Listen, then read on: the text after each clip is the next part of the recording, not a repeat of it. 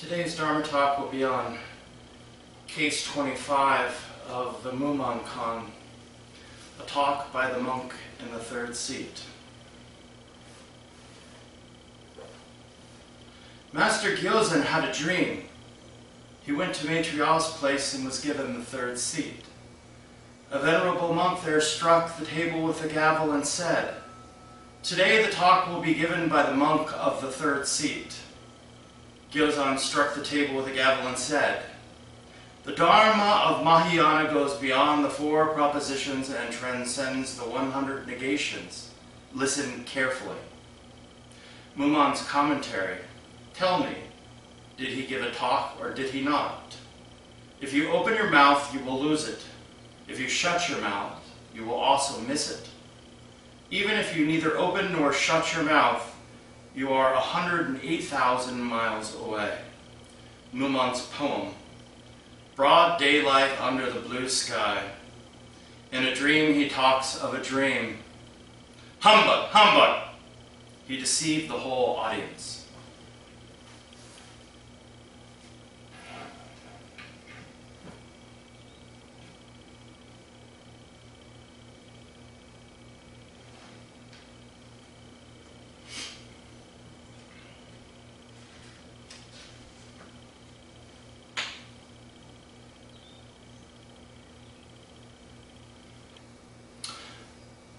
Gilzean was the 6th descendant of the 6th patriarch Enno. Gilzean was a student of Master Isan and was said to have studied under him for over 15 years. He was born in 814 and died in 890 at age 77. Gilzean really wanted to be a monk from a very early age, and it said that he adamantly begged his parents to let him go to train to be a Zen monk, but his parents would say no. It was said that he started this actually pre-teen, and being the only son of the family, that was a huge responsibility. So for Gilzean to ask to be excused from that from his family was something that was very sensitive. So it's said that he begged and begged and begged. Kind of like I can remember as a kid, I would beg for a toy at that age, but Gilzean is begging to go and train as a Zen monk. So there's something there from an early age. It's said that this desire to be a monk for Gilzean came to a head when he cut off 2 of his fingers and presented them to his parents as a demonstration of his earnestness to practice Zen. Probably to his parents' horror, they allowed him and said, "Oh, okay, you can go." Now, to whether he actually cut 2 of his fingers off, well, that's up for you maybe to decide and think about. It may be something like saying, "Oh, I'd give my right arm to go and train at a Zen monastery." Or maybe he really did it. We don't know. If he did, that would mean we would have lost 3 fingers in Zen, an arm, and a cat. So still not a bad track record. So he would go on and he would train for 15 years with Isan, and his earnestness paid off. Both of their earnestness paid off because both of them would found the Ekkyo school of Zen, which is one of the 5 schools of Zen. And the 5 schools, of course, Rinzai, Soto, Ekkyo, Uman, and Hogen. So his earnestness was not acute, but was chronic and lasted through a lifetime, and the fruits of that dedication blossomed in the Ekkyo school with his teacher. Now, The idea school, as far as the books describe, was very balance-oriented in practice. And one of the primary balance points was a balance between teacher and student. And it was very important. And it said that Gilzean and Isan were so in harmony and so balanced that there was a quote that was handed down, and it says of the two and the Egyo school, father and son chant in accordance with each other. So there was this wonderful balance between teacher and student, and I don't think it's probably any different than the balance we find in Rinzai between a good relationship between a teacher and a student. And I would replace balance with meeting, and say that during koan practice or during dokusan, we attempt and struggle to meet our teacher, to find balance, I think Gilzean would say, with our teacher. And that, of course, would be finding that meeting point where the heart of the koan was shared.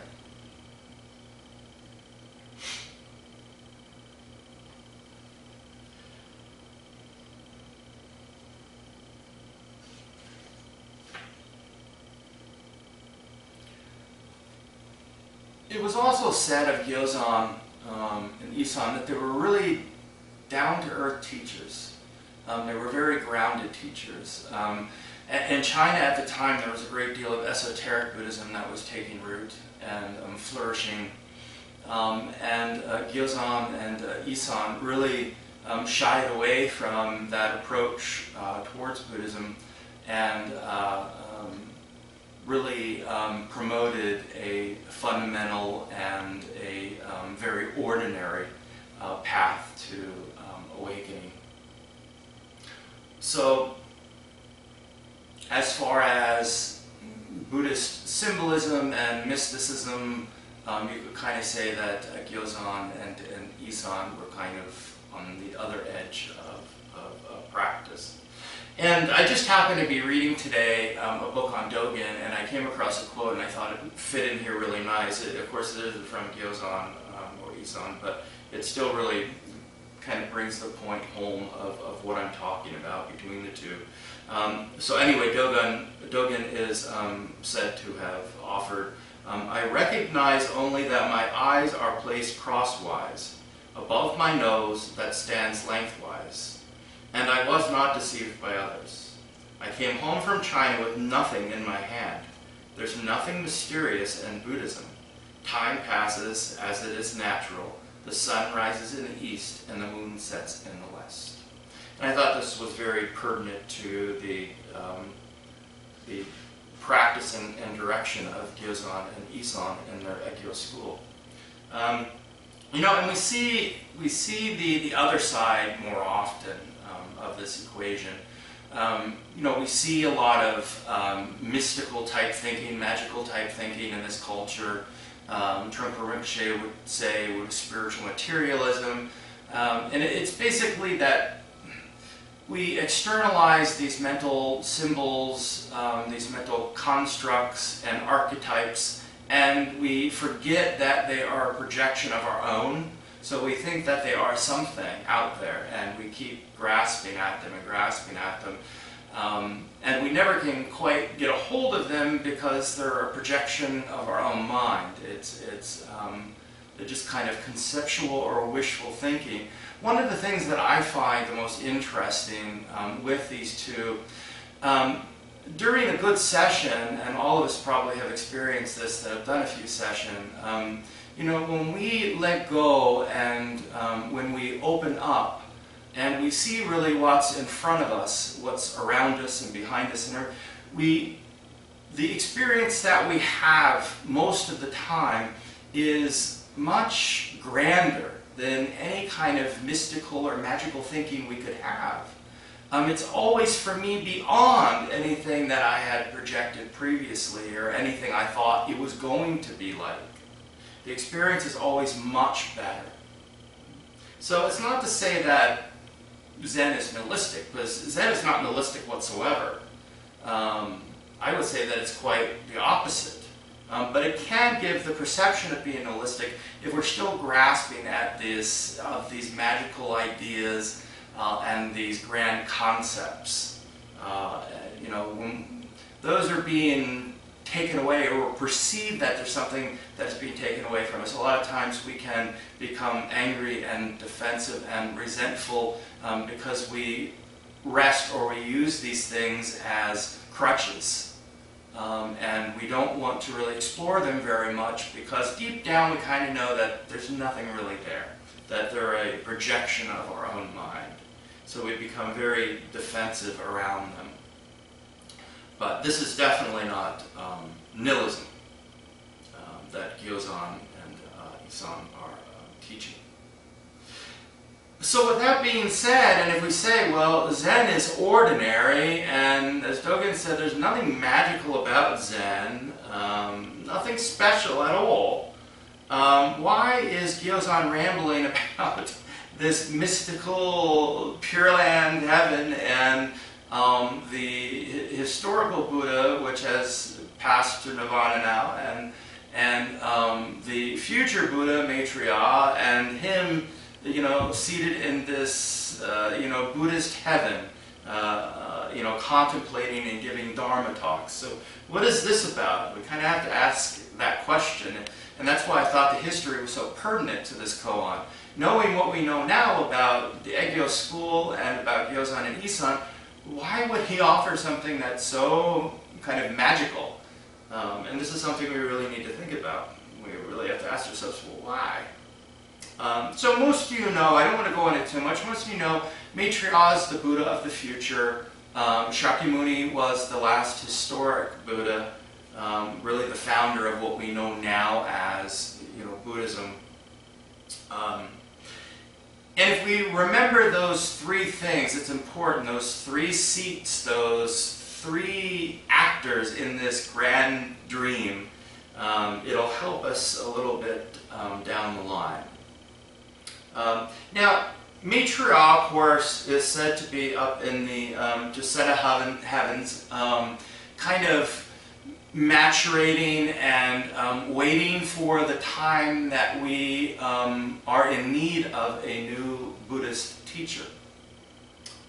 So he's kind of waiting for the readiness of time, waiting for us to be ready when the time is right, you could say. And Buddhism says that Maitreya will appear in 5,670,000,000 years, and I have absolutely no idea how they came to that number, but that is the number. Quite grand and wonderful in itself how they would come up with that. But so there's some equation in which that is the number. Right. And it sounds wonderful, and it sounds grand. It sounds exactly like what our magical thinking wants, right? Some golden-skinned Buddha to float down from the heavens and come and teach us, and we all awaken and we live in perfect nirvana. And so this is something that we want to hear, that's being offered here. And the other end of that,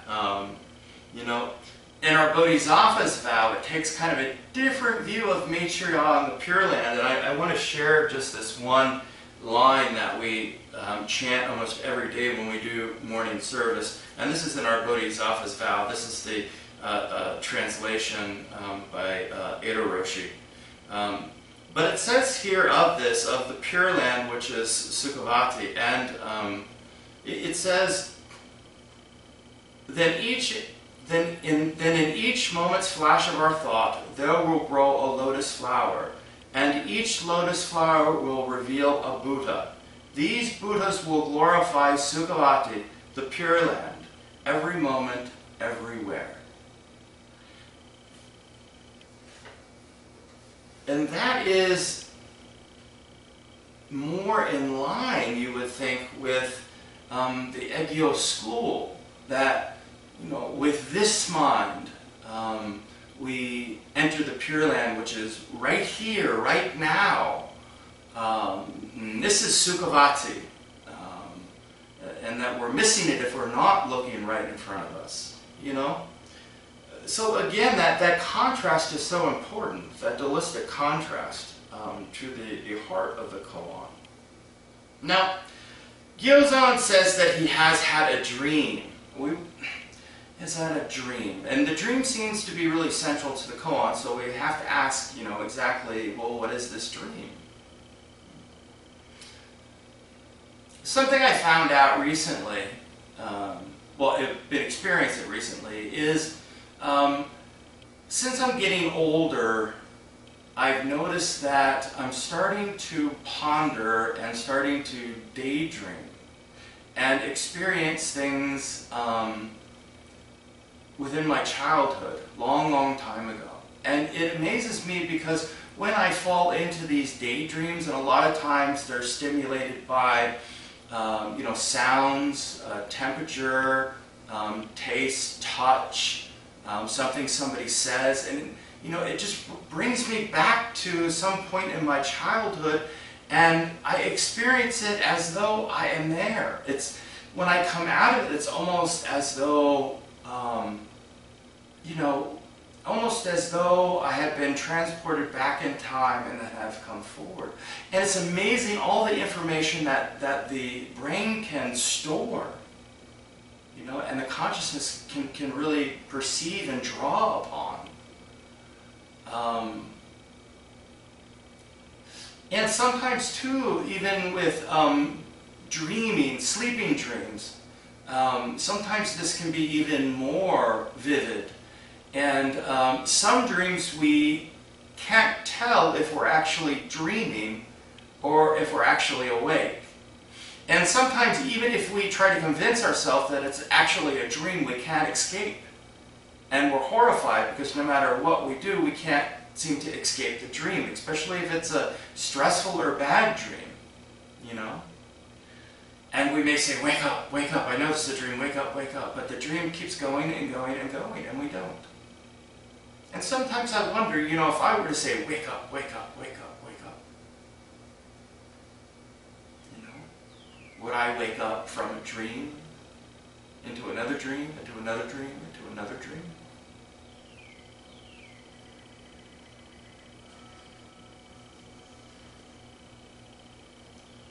Chuang-Tzu had once said, I dreamed I was a butterfly fluttering about, gliding over the meadows.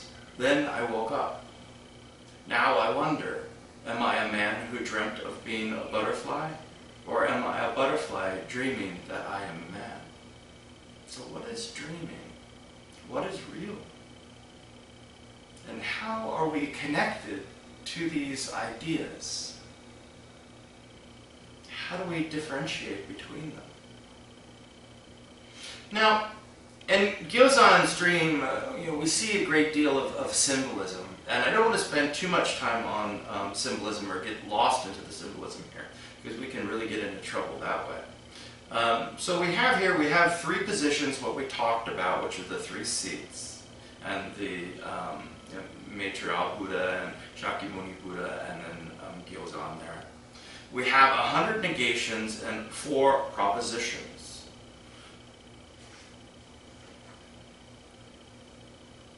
Now, the seating position in any kind of monastery, or a lot of times just in Asian culture overall, hierarchy as far as a seating position is very, very important. Sometimes there's 1 or 2 people that are actually designated in a monastery to do the seating. And it's so intricate, and the past is looked after. Their history is, you know, kind of considered. Their education, their status, their age, so many elements. So position and seating is very important.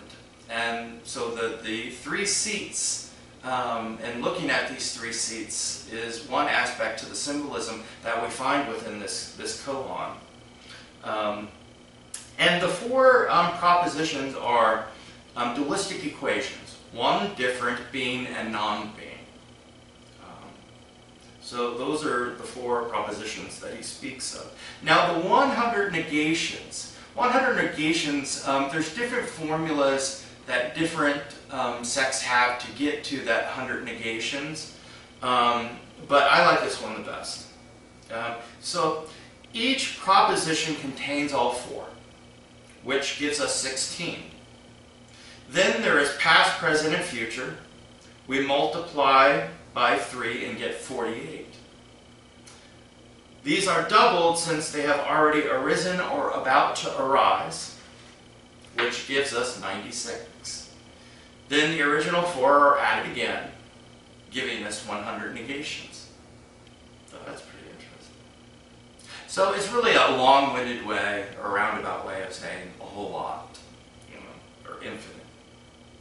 So now we kind of have a better understanding of the symbolism and the concepts that are being used by Gilzean in this. But knowing now, are we any closer with those?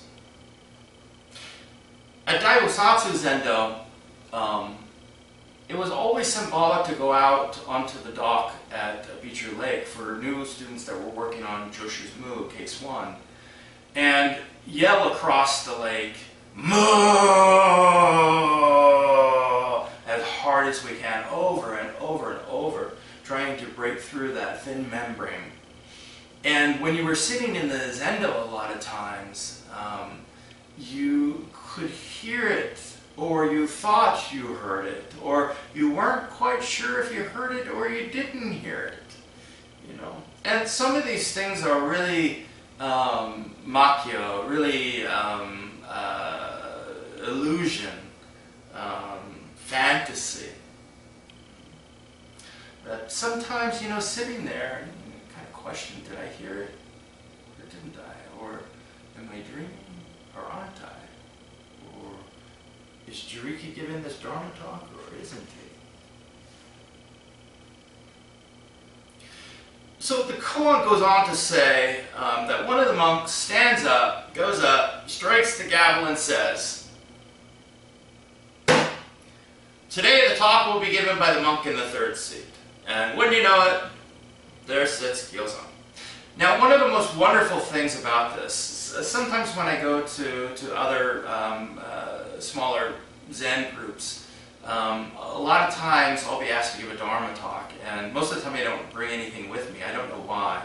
And I find that our best Dharma talks, or at least my best Dharma talks, are given when there's no preparation, when we're speaking from the heart. And I think it really connects with people too, when we speak from the heart. In here we have to give a little history because it's important to understand the background of it. But really, koans are about, what comes from the shin, what comes from the heart-mind. So out of nowhere, Gilzean is asked to give a Dharma talk, and he's asked to give this Dharma talk in front of Maitreya and Shakyamuni. What an honor that he had. Just so happens to be in that third seat. We have to ask ourselves, well, why is Gilzean so important in this dream? So Gilzean now stands up, goes over to the table, strikes the gavel and says, "The Dharma of the Mahayana goes beyond the four propositions and transcends the 100 negations. Now listen carefully." And he gets up and he goes and he sits back down.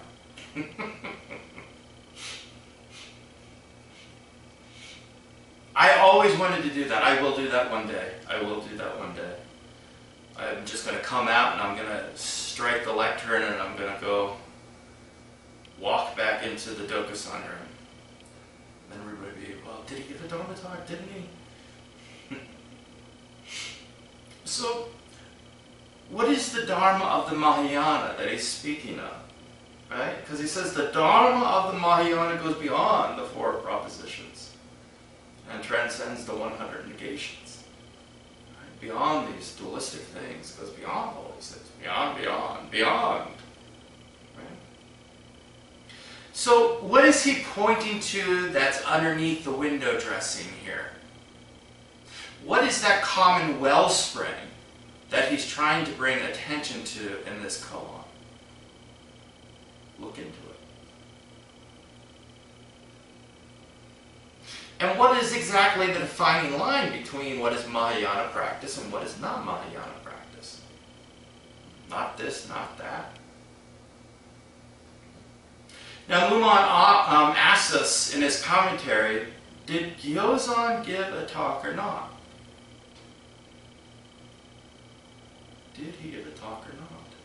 Right? And we see this question asked in other koans. But before you answer, Mumon goes on to say, if you open your mouth, you will miss it. If you shut your mouth, you will also lose it. Right? So you can't say anything, you cannot not say anything. So what do? Sounds like that poor fellow hanging by his teeth, in which his arms can reach no branches and his feet no bough.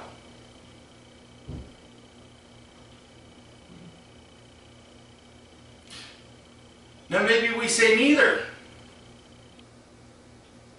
But Mumon stops us there too, and he says, even if you neither open or shut your mouth, you are 108,000 miles away.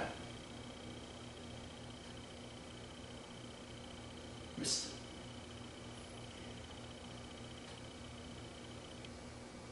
How can we be totally free of non-transgressing? How do we break free from dualistic or rabbi thinking, dualistic thinking? How do we break free? How can we be totally free of non-transgressing?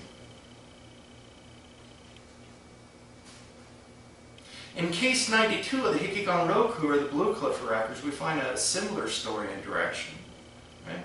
One day the world honored one descended the rostrum. Manjushri struck it with a gavel and said, contemplate clearly the Dharma of the kings of the Dharmas. The Dharma of the king of the Dharmas is just this. Mumon's poem. Broad daylight under the blue sky. It is pure, clear, right here, fully revealed. Nothing hidden, nothing missing. In a dream, he talks of a dream. Is there really any division? We must ponder this question. So I'd like to close with a quote from the Diamond Sutra, and this was found in page 157 of Dogen Blue Book. And this excerpt goes, all composite things are like a dream, a fantasy, a bubble, a shadow, are like a dewdrop and a flash of lightning.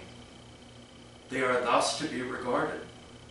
And so you should think in this way of all this fleeting world, as a star at dawn, a bubble in a stream, a dewdrop, a flash of lightning in a summer cloud, a flickering lamp, a phantom, and a dream.